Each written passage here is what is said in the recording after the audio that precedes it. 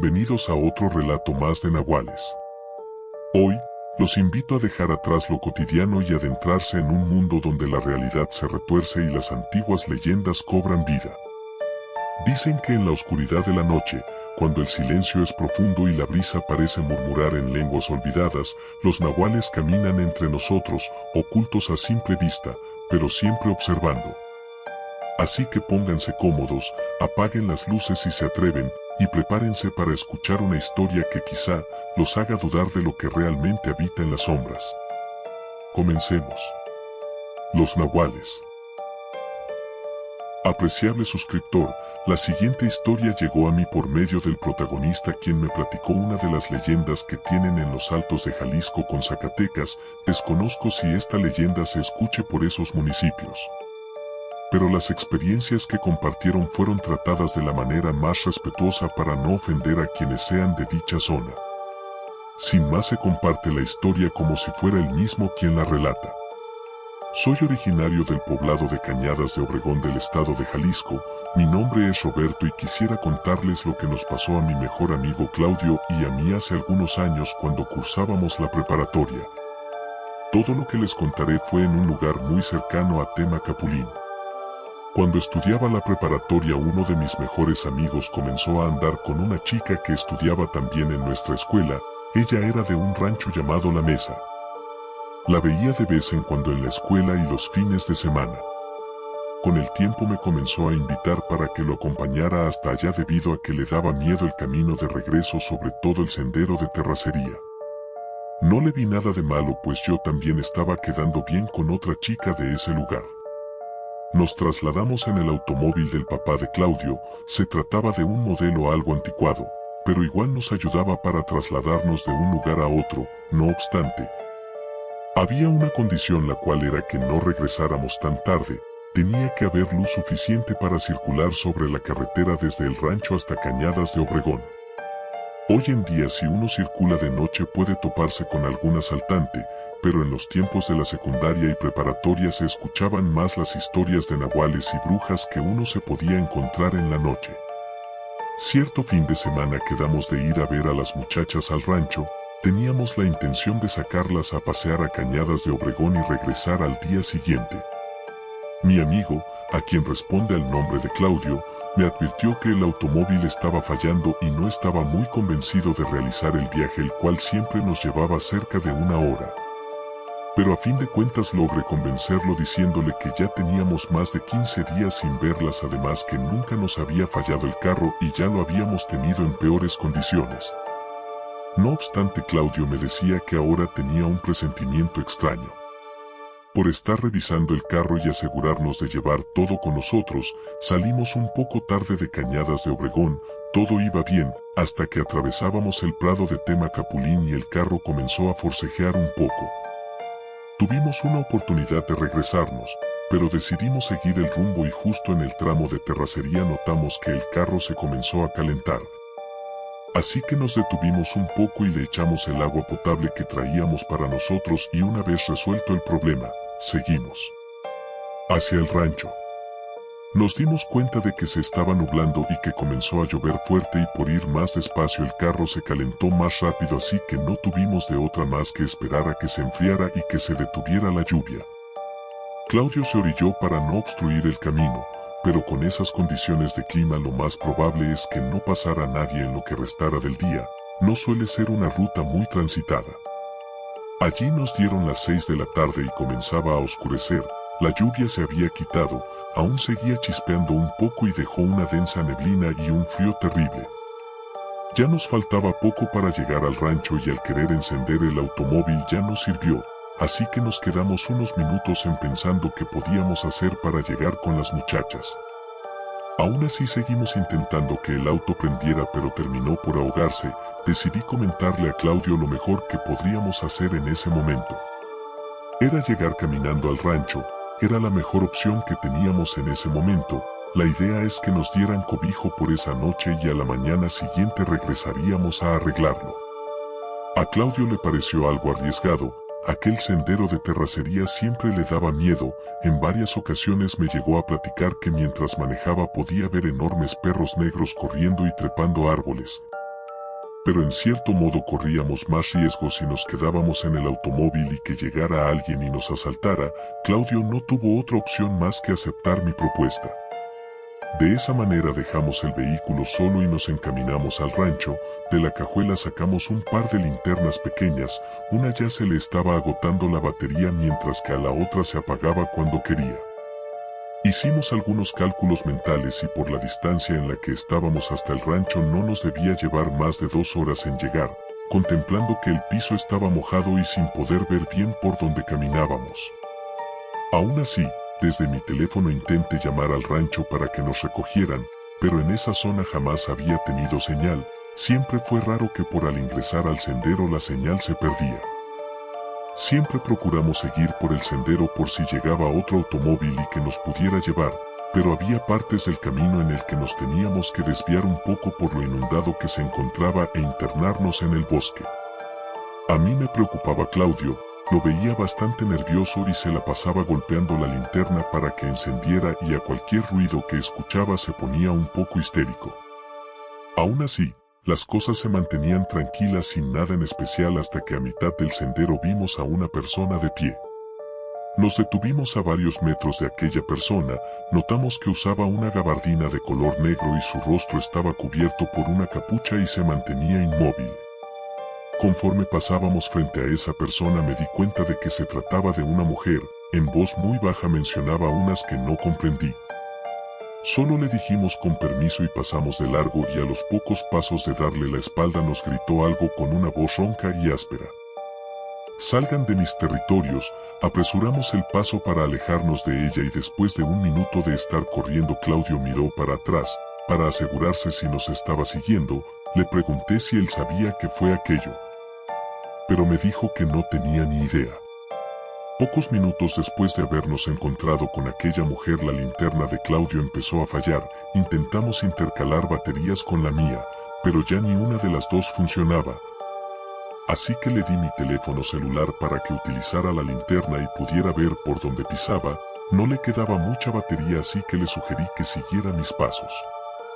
Llegamos a un punto en el que el agua se acumuló bastante en una parte del camino que no nos dejaba pasar así que tuvimos que adentrarnos al bosque una vez más y buscar otro camino.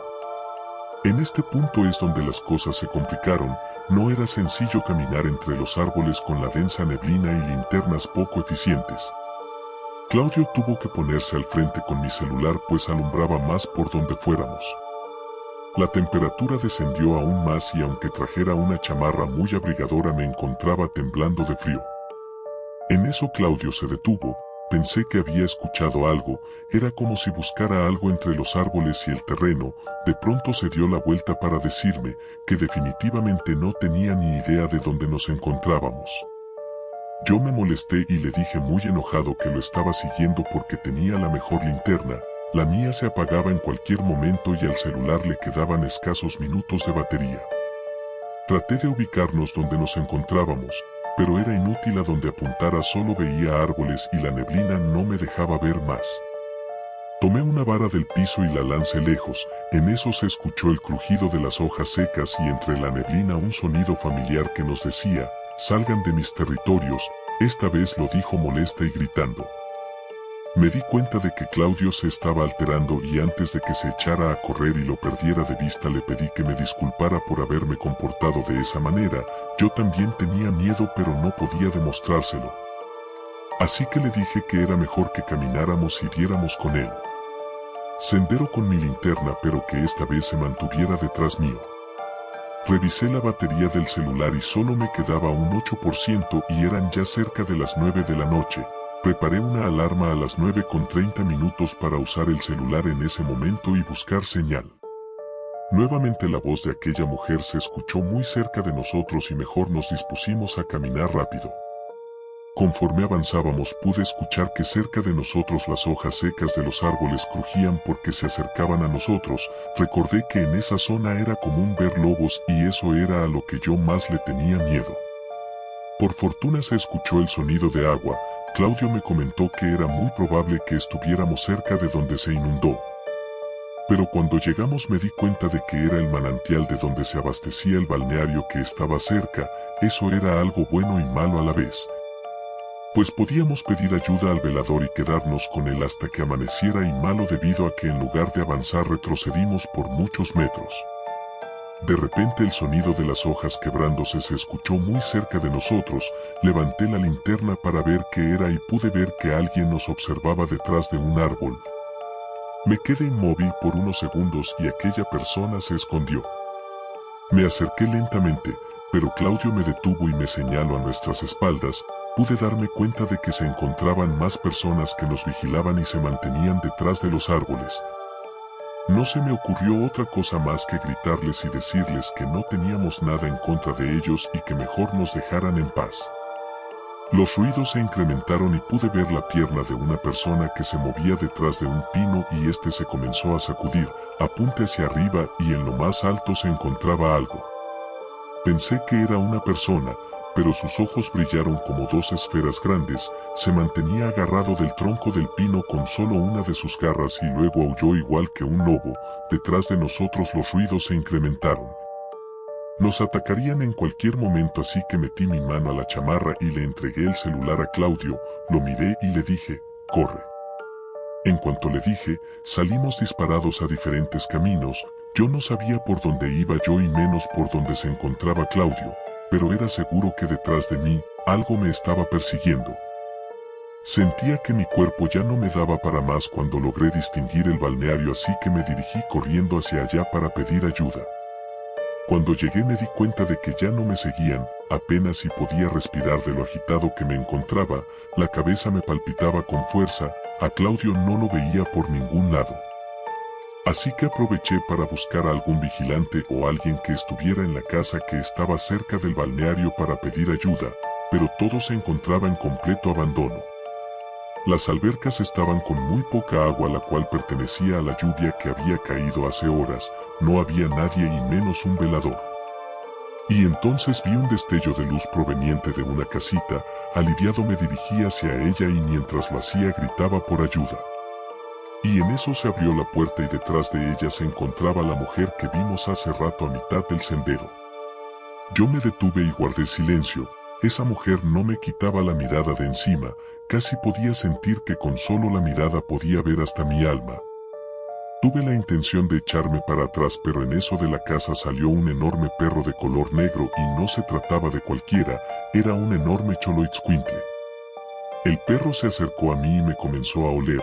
Yo intenté alejarme, pero era inevitable que en cualquier momento me alcanzara y me mordiera, así que le dije a la señora que solo queríamos salir de allí. Pero quien me contestó fue el perro, diciéndome que no hablara. Yo me quedé pasmado, sonó igual a la voz de un hombre, se metió a la casa y en unos segundos un hombre ya de tercera edad se asomó. No traía ropa y no le importaba. Le dijo a la señora que yo era uno de los que se había internado al bosque. La señora nunca me quitó la mirada de encima, así que me pidió que ingresara a la pequeña casa. Yo le comenté que tenía que buscar a mi amigo todavía y le prometí nuevamente que nos iríamos lejos y no nos volvería a ver. Sabía dónde estábamos y podíamos regresar al sendero. Pero detrás mío se escuchó que alguien caminaba hacia donde yo estaba. Se trataba de Claudio, a quien dos personas de piel morena y también sin ropa lo tenían agarrado del cuello y brazos. Lo empujaron a donde me encontraba yo. Nuevamente la señora nos pidió que entráramos a la casa. No tuvimos otra opción más que obedecer. Ahí adentro, no se sentía tan helado como afuera. El anciano se puso una camisa y un pantalón deportivo y se mantuvo descalzo. La señora cerró la puerta y nos pidió que solo le respondiéramos a lo que ella preguntaba. Nos preguntó quiénes éramos, a dónde estábamos dirigiéndonos y con quién íbamos. Después de que le contesté todo, me preguntó por dónde se encontraba el vehículo que dejamos estacionado. Nos dio indicaciones de cómo llegar a él. De hecho, nos encontrábamos bastante cerca. Al parecer solo caminamos en un enorme círculo. Abrió la puerta y chifló. Entró otro perro negro y nos dijo que uno de sus nahuales nos acompañaría hasta llegar al vehículo. Los dos accedimos sin negarnos a lo que nos dijo y antes partir le agradecí a la señora, pero no me respondió. El perro caminaba por delante mientras que nosotros dos en silencio detrás de él, apenas si lo veíamos andar entre la niebla y la oscuridad. Alcanzamos a ver el automóvil donde lo dejamos. El nahual se quedó sentado mientras que nosotros lo dejamos atrás. Le di las gracias y nos metimos al automóvil. Logramos encenderlo al primer arranque y emprendimos camino de vuelta a Cañadas de Obregón. Todo el camino nos mantuvimos en silencio y cuando llegamos a mi casa, antes de bajarme del automóvil, le dije que ya no quería ir hasta allá, terminaría mi relación con aquella chica. Desde ese día le tengo un gran respeto a ese sendero. He vuelto a pasar por allí solo en contadas ocasiones y solo de día. A mi amigo Claudio terminaron castigándole el automóvil de por vida y también terminó con su chica. Han pasado varios años y cuando llueve por las noches y en la mañana hay un banco de niebla, no salgo de mi casa debido al trauma que adquirí por eso. ¿Qué tal, amigos? Espero que hayan disfrutado del relato anterior y que aún puedan dormir tranquilos. Porque las historias de nahuales no terminan ahí. Cada leyenda es solo la puerta a un misterio aún más oscuro, y esta noche no será la excepción. Así que prepárense, acomódense bien, porque lo que están a punto de escuchar podría quedarse con ustedes mucho después de que termine el relato. Sigamos con la siguiente historia. Nahual en Tecate. Soy de Baja California, en una ciudad ubicada en la frontera noroeste. Tecate, se dice que el nombre de la ciudad tiene un origen místico. Los registros sugieren que podría significar Valle de Lechuzas o Tierra de Lechuzas. Aquí hay una montaña que los antiguos consideraban sagrada, ya que era ahí donde se realizaban los rituales y sacrificios en honor a los dioses. Es precisamente en esa montaña donde comienza la historia que voy a relatar. Ocurrió hace muchísimos años, cuando mi abuela era pequeña, tenía apenas 7 años.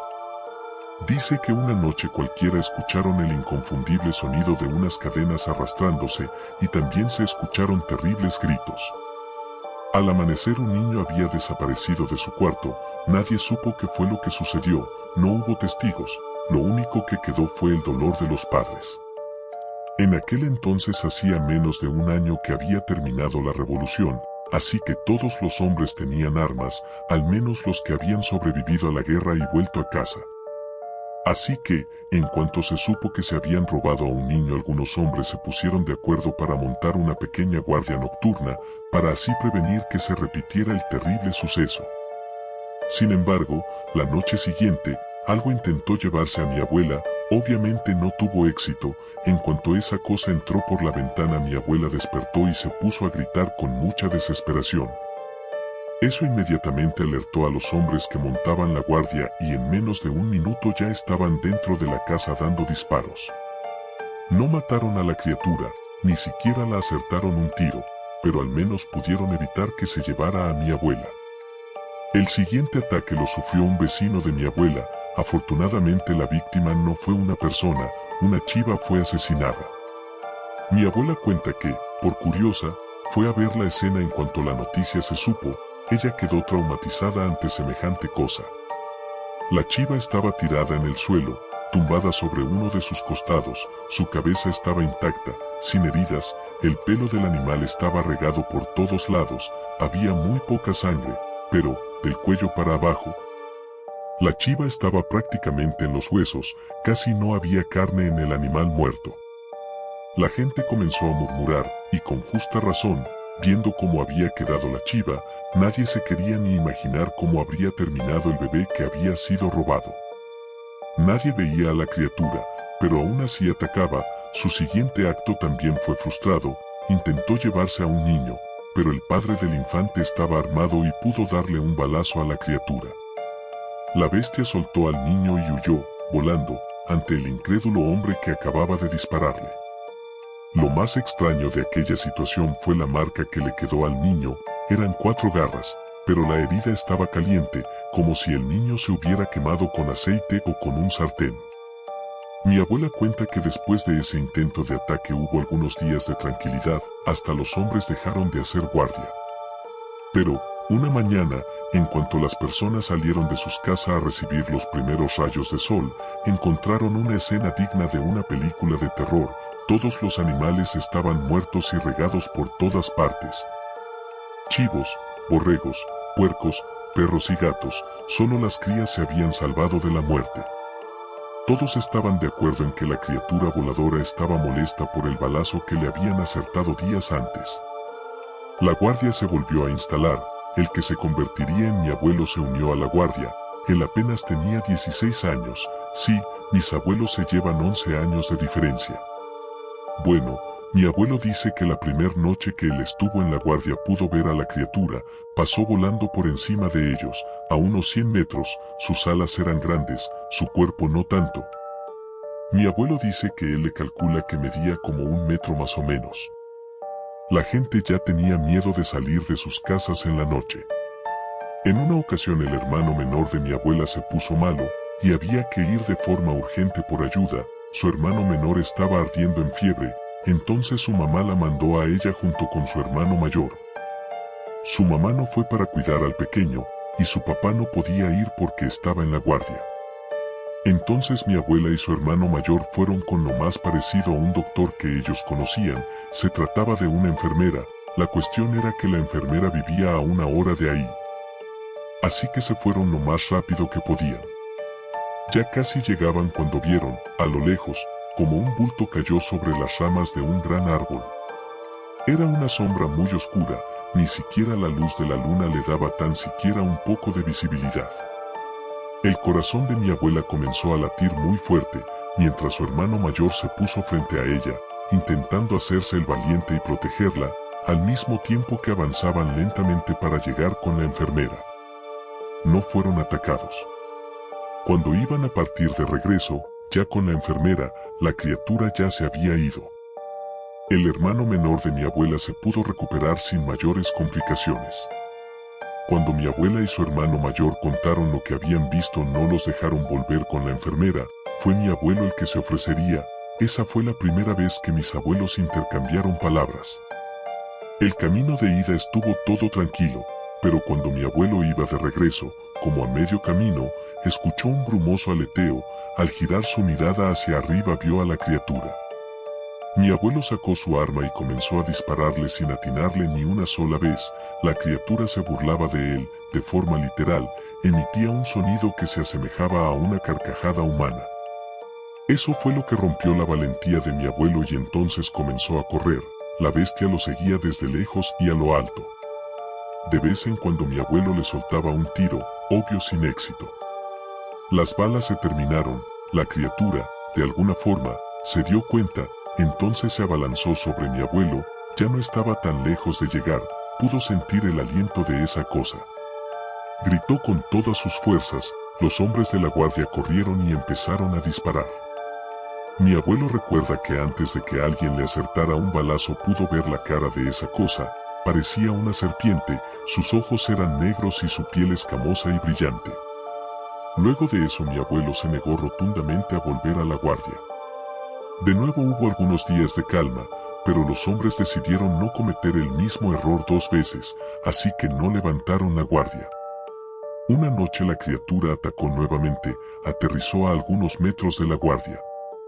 Lo más extraño de todo, según se contó en el pueblo, es que la bestia caminaba en 4 patas, utilizaba sus alas como si fueran patas delanteras, eso le daba un aspecto aterrador.